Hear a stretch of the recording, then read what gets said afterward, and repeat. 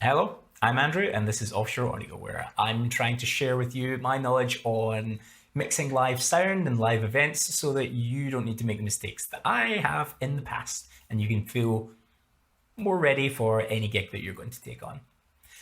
This time I thought I would talk about wireless microphones, and I'm not going to go in depth about them because they're a very, very complex topic and there are better ways to learn about it than in a short YouTube video. So I'll be linking to some of those resources down below as well. But I thought I would just give you a quick start guide. For example, if you end up in the field and someone just hands you some microphones, some wireless microphones, we'll just look at the basics like plugging them together, making sure you're not clipping, and solving any minor problems like if you've not got connection to your receiver. So without further ado, let's jump in. I work quite a lot with conference style events and panel conversations where there's a lot of talking and perhaps a lot of wireless microphones. And wireless microphones are quite often misunderstood, and they're really diverse and deep topics, so I won't get into them in a great amount of detail, but you might get them thrust upon you suddenly, and if you don't know anything about them, it's good to know at least some of the basics. So why don't we just have a look at a really simple belt pack and headset setup. So I use these all the time, found so many problems with them before I really got to know them a little bit. First of all, you got to turn it on, right?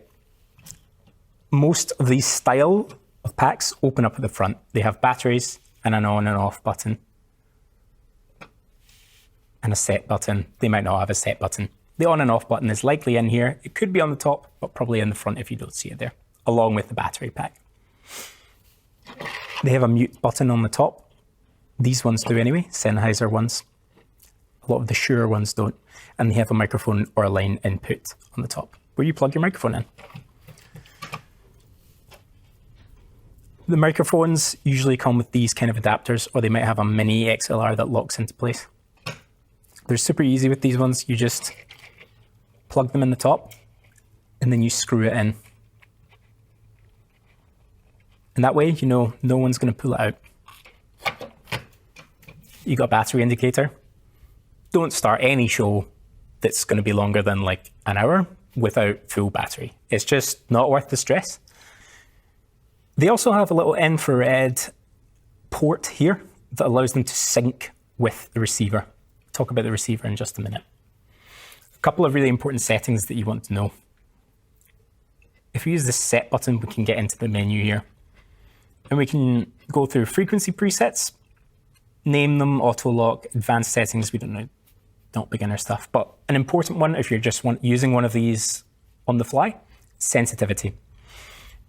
If you remember, if you've read any of my stuff on gain staging, for example, remember every point there's a gain that needs to be optimized, right? And it's the same with this. You can distort your signal going into this transmitter before you even get to your sound console. So you might have a good reading on your console, but dreadful sound because you've distorted it before you've even got there. So you really want to adjust the sensitivity based on what it is that you're hearing. For example, a quiet speaker at a conference will not or should not have the same sensitivity as a theatre performer, for example. The microphones are quite often omnidirectional, and placing them is a whole thing in itself, but you generally want to keep the microphone behind their mouth, to the side, slightly below it, so you don't hear any popping or air noises. Now, that's about enough to get up and running. I'll just take you to the receiver and you can have a look at that quickly.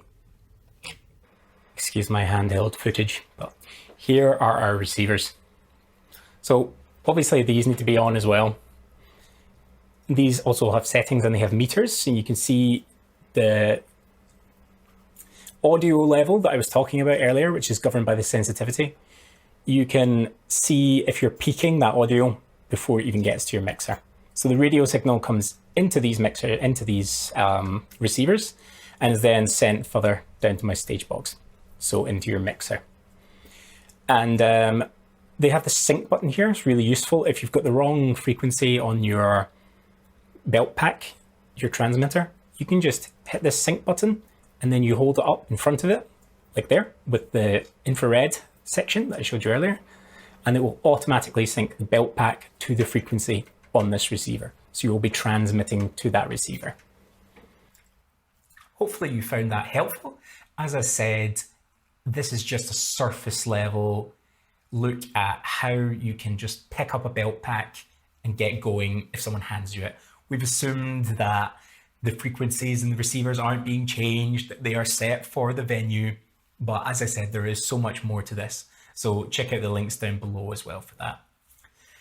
I have a workshop if you would like to learn more about all the various pieces of equipment that you're going to run across in the stage, both for concerts, gigs, and corporate events. So if you'd like that, just check the link out down below. Leave me a comment, let me know what kind of wireless equipment you're using in your venues. And also just like and subscribe to the channel if it's been helpful to you. That tells me to keep making more videos, and it also helps the YouTube algorithm show it to people who could find it useful. Thanks a lot for watching again. See ya.